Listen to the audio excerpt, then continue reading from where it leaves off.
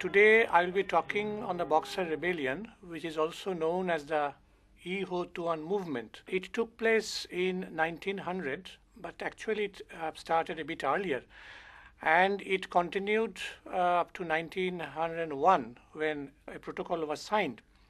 And this treaty was one of a series of humiliating treaties that had started with the Treaty of Nanking in 1842 after the end of the First Opium War. Now, one important feature of the history of China is the occurrence of peasant rebellions from time to time. Peasant rebellions occurred in the past in ancient China, in medieval China, in modern China. Peasant rebellions against the feudal forces, peasant rebellions against both feudal forces, as also against foreign encroachment, foreign imperialism. And the point is that China surpassed probably all other countries of the world, not only in the number of peasant rebellions, but also in their depth, in their intensity, and whatnot. Now, most of these rebellions were led by secret societies. Secret societies constituted an important part of Chinese society, which is not seen in our country, in India. Before the Opium War and the signing of the Treaty of Nanking in 1842, the peasant rebellions were basically anti-feudal in character. But after the Opium War and the signing of the first of a series of humiliating treaties, it had assumed new dimensions. I will come to that later. Now, the point which I want to emphasize is that these rebellions, or most of these rebellions, either in the earlier period or in the modern period, these were led by secret societies. Secret societies they constitute an important feature of peasant society. The Boxer Rebellion, which took place in 1900, was also directed against missionaries. It was not only led by secret societies, it was also directed against the missionaries, because missionaries in China, as also in other parts of the world, in India, Indonesia, or other parts of the world, they came with the flag. That is, foreign political control was closely tied up with the advent of the missionaries. And it was the Christian missionaries which also served as one of the instruments for colonial control or semi-colonial control. This Boxer Rebellion, it was one of the biggest of the rebellions, no doubt about it. It was a peasant rebellion, but that does not mean that only peasants took part in it, because people belonging to other walks of life, the artisans, and many other people, they also took part in it. And another important feature is the participation of women in large numbers. That is also an important feature which makes China stand apart possibly from many other countries, if not all countries. Boxer Rebellion came to an end in 1901 with the signing of a protocol of 1901. And through this protocol, the foreign powers, many foreign powers, not just the main powers, but small foreign powers, imperialist powers, they also extracted a large number of privileges, indemnities, etc. from the Chinese government, which was very weak at that time. Now, this is our brief introduction, and now we pass on to the background. These anti-foreign movements, these took many forms. One definitely was a resistance movement, armed resistance movements in different forms. These movements were isolated in nature, sporadic in nature, not at all coordinated. As for example, in 1841, when the first Opium War had been going on near the city of Canton, the Chinese villagers, they routed a detachment of Anglo-Indian troops. Then in 1884-85, the Black Flag was again a secret society, Black Flags of Tonkin, Indochina side, and the border regions of South China, that is on the Indochina side. They also raised stiff resistance against French encroachment, French troops. Then in the 1890s, there were Red Beard Bandits, another secret society, Red Bears of Manchuria. And they fought against Russian encroachment, against the establishment of Trans-Manchurian railway line. That was what the Russians were going to do. So they opposed this construction of Trans-Manchurian railway line. So these were some instances of armed peasant resistance against foreign encroachment, not just Britain, but also France, Russia, and others also. Now, another form of peasant resistance was resistance against the introduction of foreign technology, foreign machinery particularly. You must be knowing that after the coming of foreign industrial capitalism, factories were set up and heavy industries, heavy machines were being installed in the various mills. These were installed in India, these were also installed in China, as also in other countries which ultimately became colonies or semi-colonies of one foreign power or another, or more than one foreign power. And their target of attack was the machine. They started destroying the machines. So machine breaking became an important feature of resistance movements of the Chinese people. And these were naturally similar to Laddism. Possibly know of Laddism. The Laddism, that is the English Chartist leader, John Ladd. And when early industrialization was going to take place, then artisans, handicraftsmen, they were thrown out of work initially. Yes, many of them were absorbed in the industries, but many of them were initially thrown out of work. And so they took to Laddism. That is, they started breaking down machines. Now, this type of resistance, it's a form of resistance, no doubt, opposition, no doubt, of a violent nature, no doubt. And these also took place in China in large numbers. Now, but there was a difference between the English form of Laddism and the Chinese form of machine breaking. In the case of England, machines were destroyed primarily because these were the causes of unemployment. That is the reason. But in the case of China, yes, one cause definitely was that it was the root of unemployment. That was there. But the other point is that it was also foreign. Machines were foreign. Industrial capitalism that was introduced in China was a transplantation from the Western world.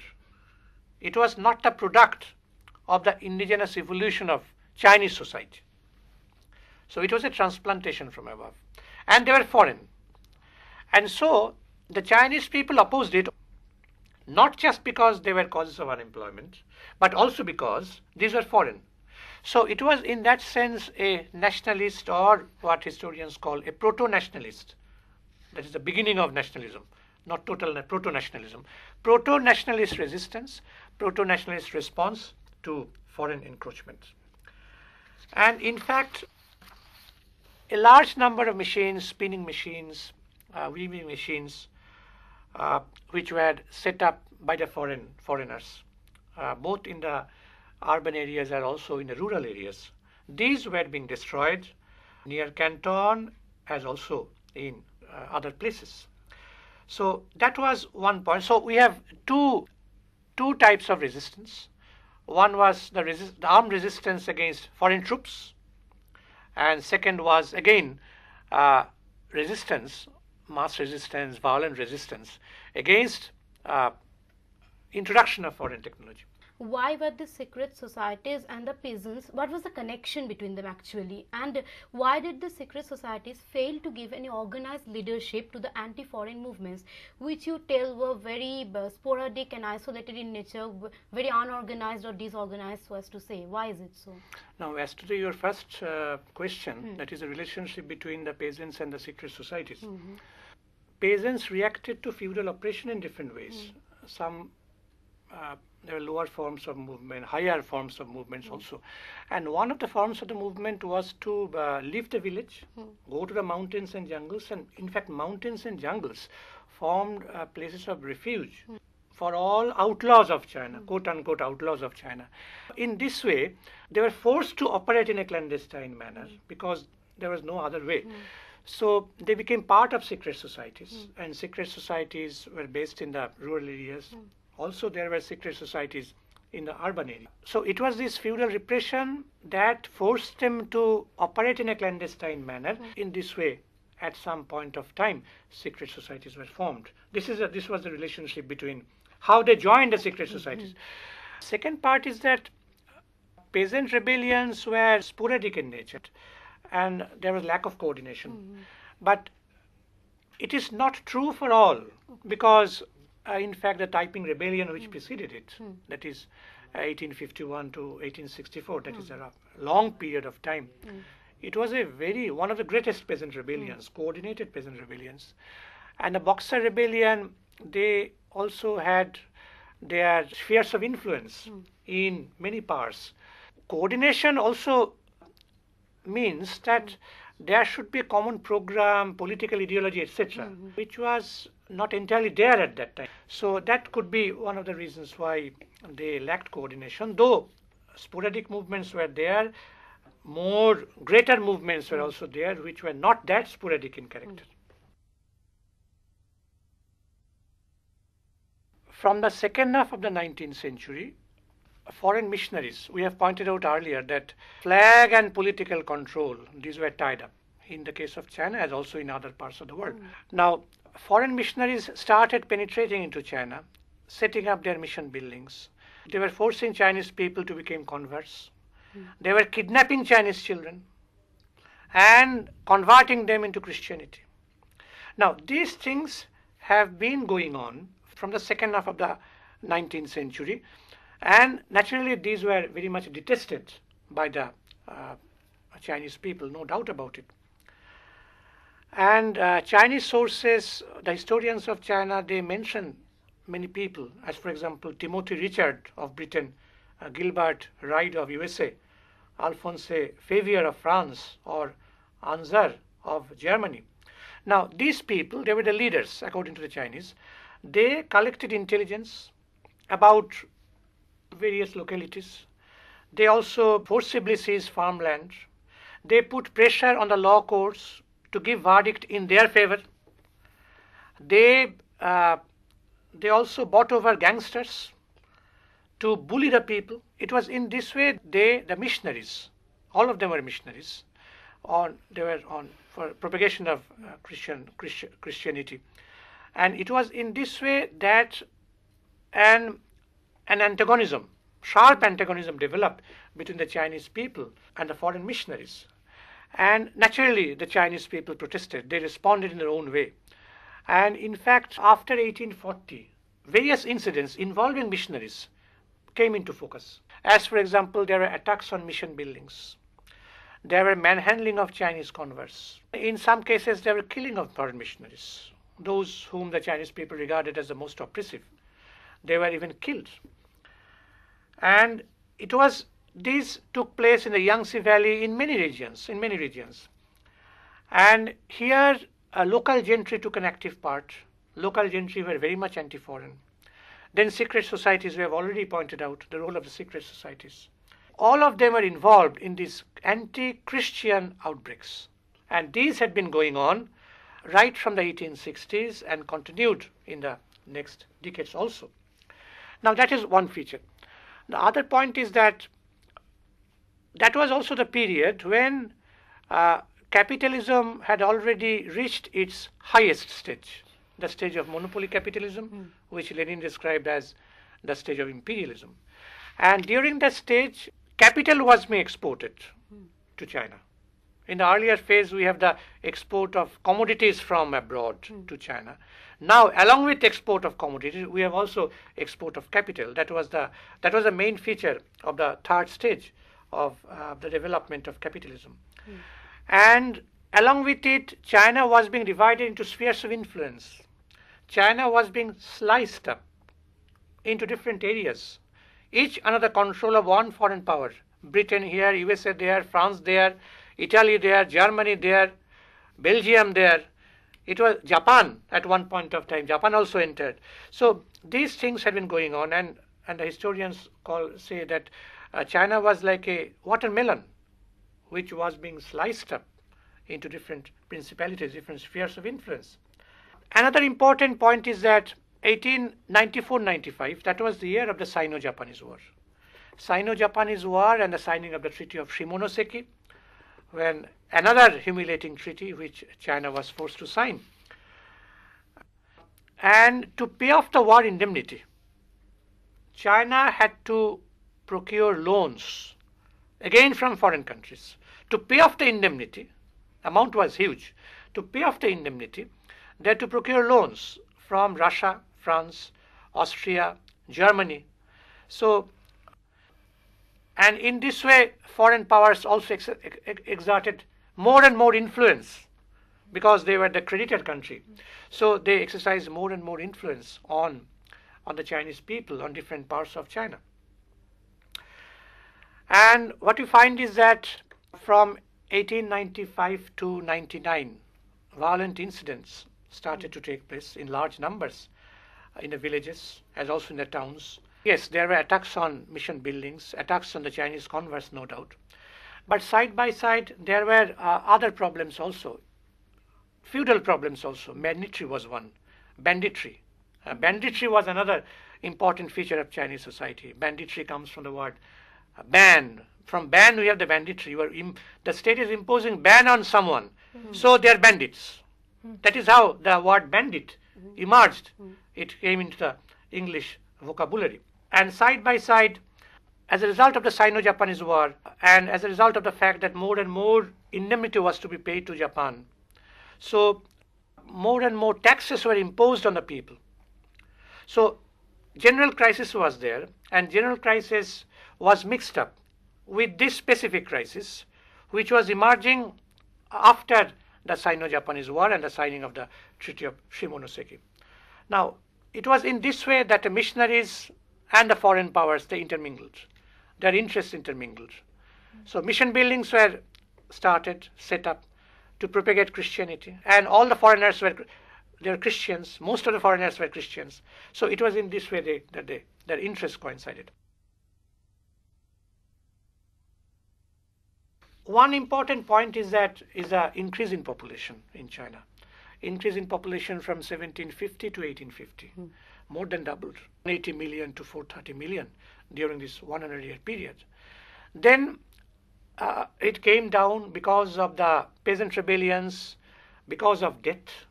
Hundreds and thousands of people, mainly peasants, they died because of state repression during the time of the suppression of the rebellions. Apart from the Taiping, there was a Nian movement, another important peasant rebellion, the Nian.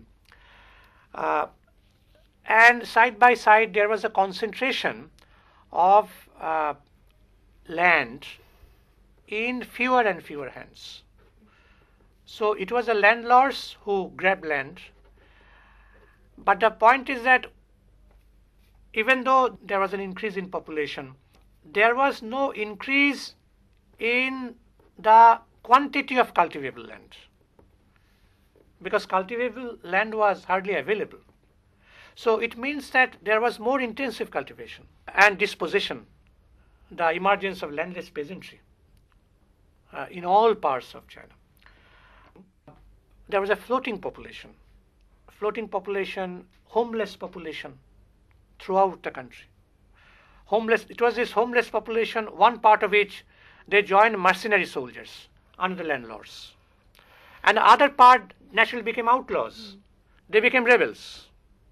So one part joined as mercenary soldiers, the landlords, and the other part, they became outlaws. They became rebels, joined various secret societies, and operated in a clandestine manner. Then there was importation of more and more foreign products, particularly textiles. In the earlier period, China only exported goods. There was no demand for foreign goods in China. But after the Opium War and many other things, so China was being flooded with foreign goods. And so there was deindustrialization in China because there was a total decline of handicraft industries, as it took place also in our country, in India. Now, public resentment had been going on naturally, and Shantung was the focus. Shantung was the province which was the focus, particularly in the Boxer Rebellion. The people of Shantung suffered a lot because of natural disasters, because of other factors. And from the 1880s, the crisis intensified to a large extent. And then we have after the Sino-Japanese War of 1894-95, there was forcible military requisition during that war period. A large number of taxes were imposed on the people to pay off the domestic loan. And the whole amount was something like 100 million taels, TAEL, tael meaning 1 ounce of silver, 100 million taels. That was imposed on the province of Shantung alone to pay off the war indemnity. These combined to form the crisis, which ultimately contributed to the Boxer Rebellion in 1900.